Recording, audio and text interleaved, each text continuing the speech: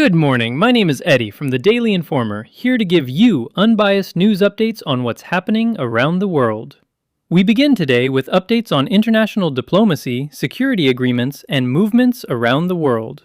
In updates regarding the Middle East, the Foreign Ministry of Switzerland confirmed that planned talks between Iran and the United States at the Bergenstock Resort, Switzerland, have been cancelled. This followed a decision by the United States Vice President to cancel the trip. Meanwhile, a spokesperson for the Foreign Ministry of Iran rejected reports that the country has reclosed the Strait of Hormuz.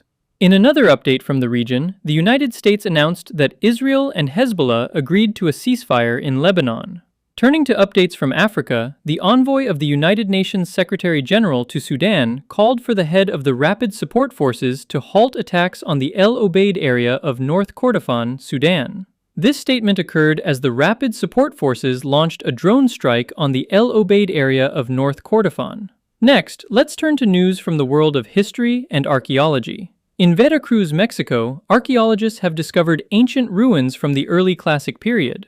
The find includes a circular stone platform and other building styles never seen before in this region, and a carved stone monolith showing figures that look like they were influenced by Maya culture.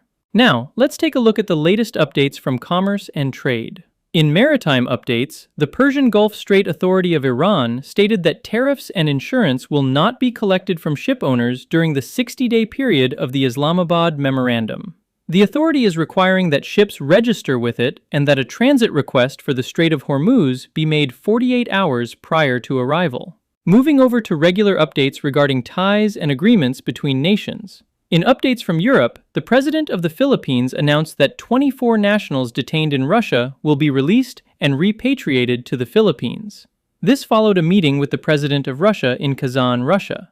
Turning now to updates regarding government leadership and policy decisions. In South America, the president of Bolivia and a trade union federation reached an agreement aimed at easing a 50-day protest crisis marked by road blockades and supply shortages. Other groups continue demonstrations and demand the resignation of the president in Bolivia.